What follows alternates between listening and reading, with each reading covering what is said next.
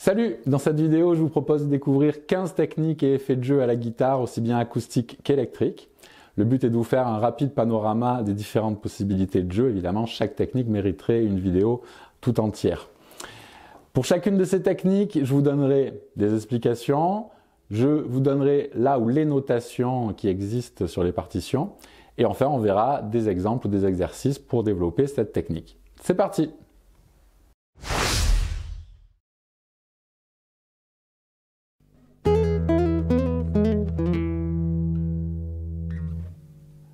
Le legato en latin, hammer-on pull-off en anglais, liaison en français. Ces termes désignent la même technique qui consiste à jouer plusieurs notes avec une seule attaque à la main droite. Alors ça va nous donner un jeu très fluide, très aérien. En fait, c'est assez simple. Il suffit de jouer une note et de venir taper avec un autre doigt une note plus aiguë. Ça, c'est la liaison ascendante, le hammer-on. Et la liaison descendante, le pull-off, cette fois on fait l'inverse, on joue, alors attention, il faut bien installer les deux notes qu'on veut jouer à l'avance, on joue la première et en l'enlevant, on fait sonner celle derrière. À chaque fois, ma main droite ne joue que la première note. Voyons la notation qui est utilisée pour cette technique. Une accolade entre les deux notes signifiera qu'on utilise cette technique. Parfois, vous verrez différencier le hammer-on du pull-off avec un petit H ou un PO pour pull-off. Voici le premier exercice que je vous propose pour développer les hammer-on.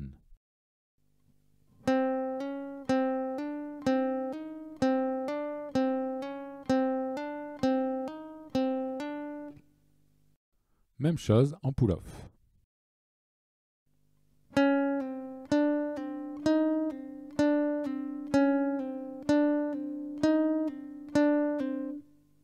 Et enfin, on cumule les deux techniques.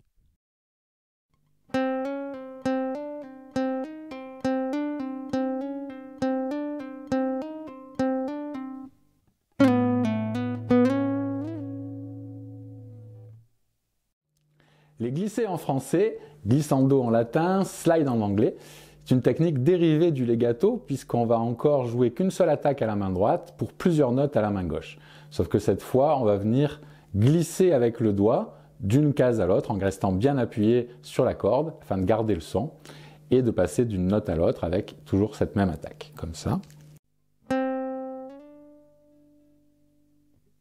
Cette technique peut constituer un style de jeu à part entière, surtout que lorsqu'on utilise ce petit appareil qui est un bottleneck qui se met sur le doigt et qui consiste à faire donc des glissés, mais qui va permettre surtout d'entendre vraiment tous les quarts de ton qu'il existe. Si on fait un glissé au doigt, on va aller que de demi-ton en demi-ton, alors qu'avec le bottleneck, on va pouvoir entendre vraiment toutes les infimes variations, tous les comas qu'il existe entre chacune des notes, comme ça.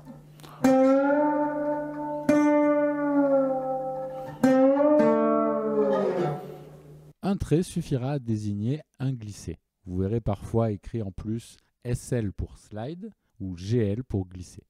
Il y a différents types de glissés.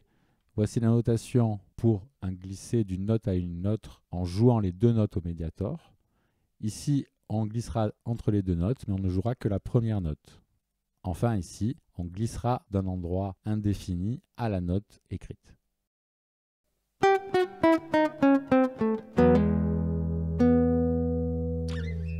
Le staccato, ou piqué, est une technique qui consiste à écourter très légèrement les notes et donc à rajouter des espaces vides entre les notes. Donc ça va donner au phrasé un aspect un petit peu haché, vraiment à l'opposé du legato.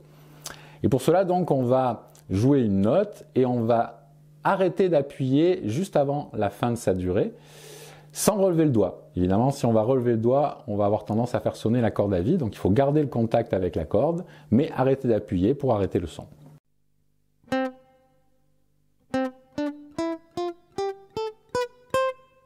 Un point au-dessus de la note désignera un effet staccato. Voici l'exercice que je vous propose basé sur la gamme de Do majeur.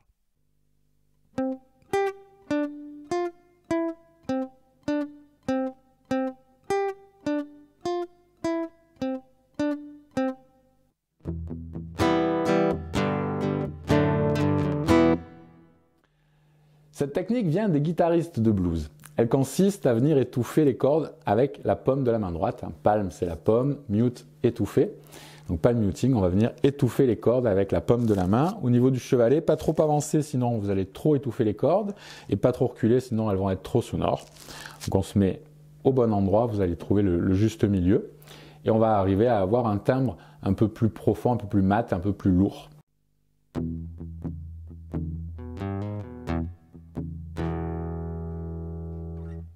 Les lettres P et M seront présentes pour désigner cette technique avec une accolade qui englobera toutes les notes concernées. Je vous propose comme exercice ce riff de Led Zeppelin, Communication Breakdown.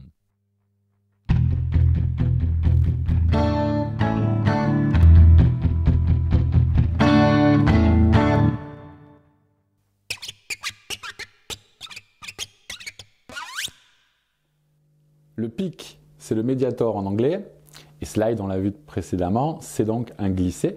Et donc littéralement, on va faire un glissé avec le médiator. En général, on va faire ça sur les cordes graves qui sont un peu plus filées que les aigus. Et ça va donner un effet sonore assez intéressant comme ça.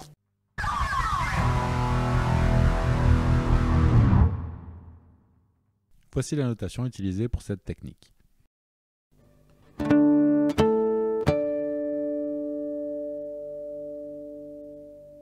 Toute corde tendue peut produire des harmoniques si on les fleure aux bons endroits. Alors l'harmonique la plus facile à obtenir se situe exactement au milieu de la corde. Donc sur la guitare, ça va être juste au-dessus de la 12e barrette. Et donc si on effleure les cordes à cet endroit-là, on va obtenir des harmoniques naturelles.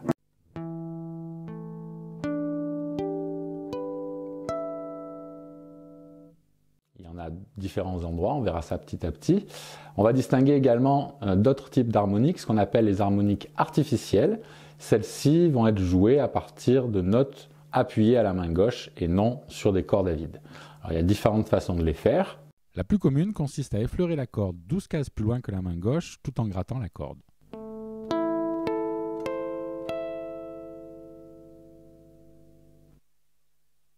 Pour noter les harmoniques, on utilise un losange ainsi qu'une accolade pour déterminer la nature de l'harmonique, naturelle ou artificielle. Je vous propose comme exercice cette intro de morceau de Genesis, Horizon.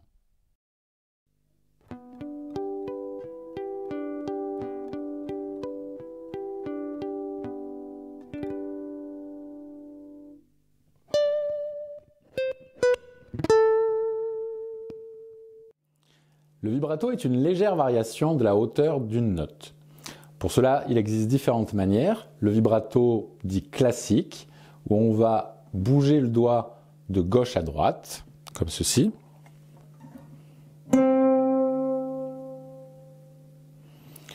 Le vibrato blues rock, un peu plus expressif, qui va bouger lui verticalement, de haut en bas. Et enfin, la possibilité d'un vibrato manuel, si vous avez un vibrato sur votre guitare électrique.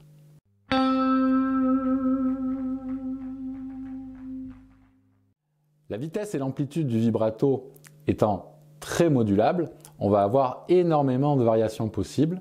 Et donc, ça fait de cette technique quelque chose de très personnel qui va contribuer grandement à votre son.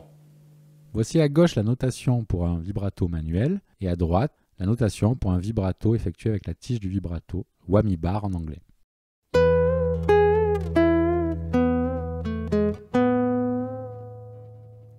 Le tiré de corde, ou bend en anglais, est une technique qui consiste à jouer une note tout en tirant sur la corde afin d'atteindre une note un demi, un ton et demi plus haut, ou plus même. Alors pour ça, quelques conseils.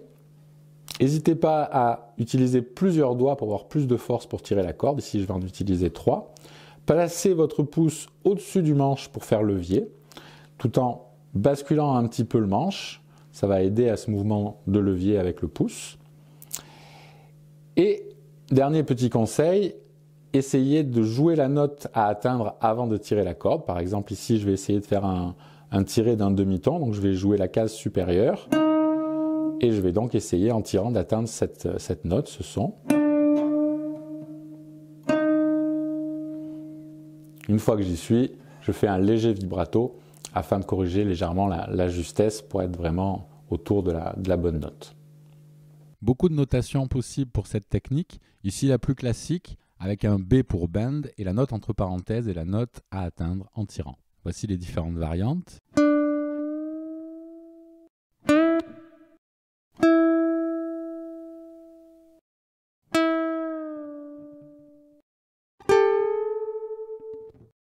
Pour l'exercice que je vous propose, une autre notation avec une flèche et le nombre de tons à monter.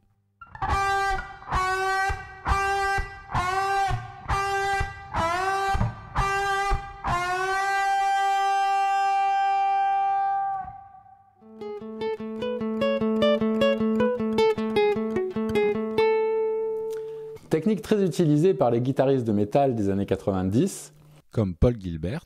Elle consiste à intégrer à l'intérieur de vos phrases des sauts de cordes, une ou plusieurs cordes.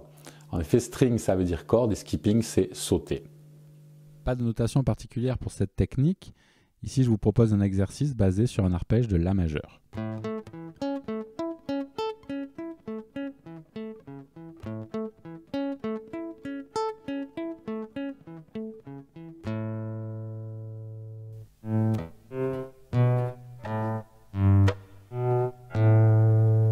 Le violoning est une technique qui permet d'imiter le son d'un violon à la guitare.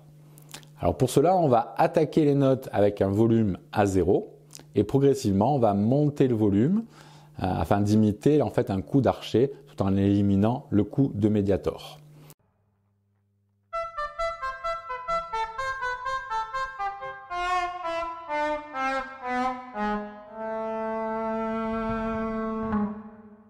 Alors, il y a deux façons de faire ça. On peut jouer ça avec le potard de volume de votre guitare ou alors avec une pédale de volume qui va imiter aussi très bien cette technique. Le violoning se note comme un crescendo rapide. Vous pourrez également voir de temps en temps une notation avec un V entouré.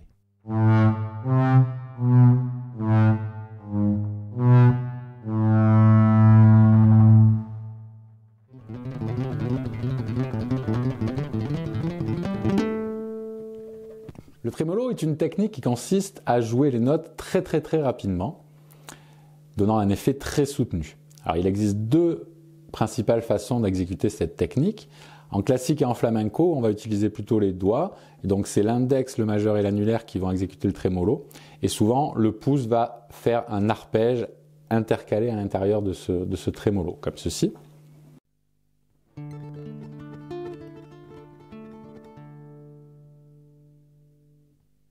Alors qu'en musique actuelle, on va utiliser le médiator et donc un aller-retour très rapide afin d'exécuter cette technique, comme ceci.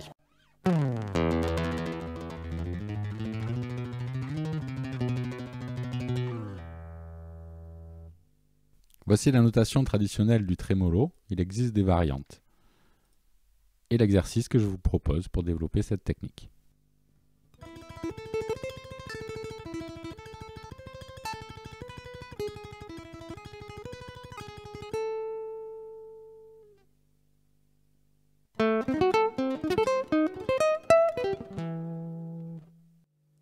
Le sweeping veut dire balayage en français.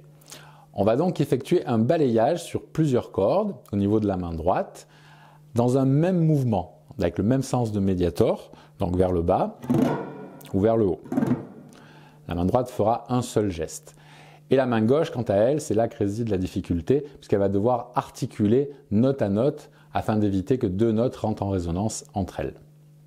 Développée par le guitariste de jazz fusion Frank Gambale dans les années 80, elle est très vite réutilisée par d'autres, notamment le guitariste de métal Yngwie Malmsteen. Cette technique permet d'aller très vite avec un jeu très fluide. Pas vraiment de notation pour cette technique non plus, à part si vous avez la chance, comme dans l'exemple que je vous propose, d'avoir les sens de médiator.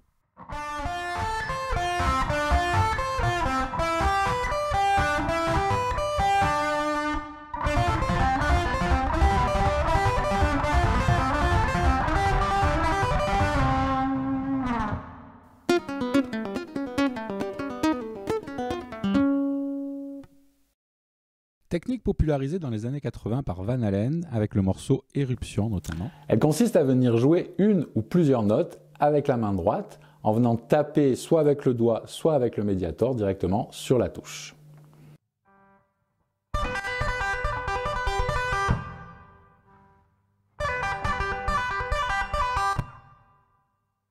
elle est souvent couplée à une technique de legato.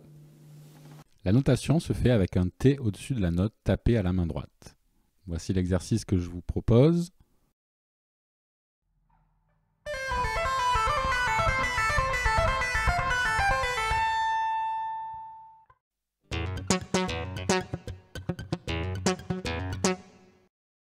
Le slap ou slapping est une technique inventée à la guitare basse par Larry Graham dans les années 60, puis popularisée dans les années 80 par Marcus Miller.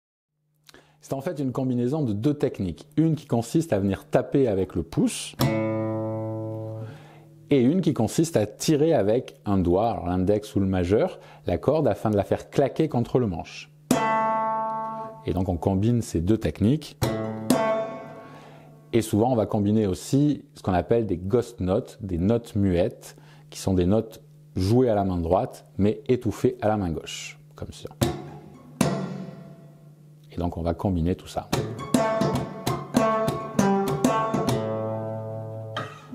Beaucoup de notations différentes sont utilisées pour cette technique. Ici, le S désigne le slap du pouce. Vous pourrez trouver aussi des fois P pour pouce en français ou T pour thumb en anglais. Ici, le P désigne le pop. Vous verrez aussi des fois T en français pour tirer. Et les croix vont désigner ces fameuses ghost notes.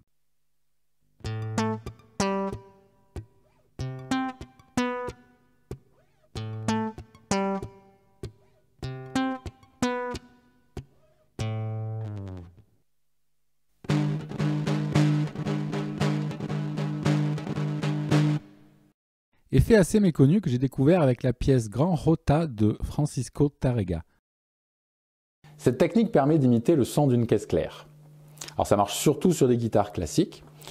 Pour cela, vous vous mettez autour de la 7e case, on fait passer la corde de La au-dessus de la corde de Mi et je viens coincer les deux cordes dans cette situation avec l'index et je viens gratter à la main droite. Pas de notation particulière pour cette technique, hormis des croix qui désignent de manière générale des effets percussifs.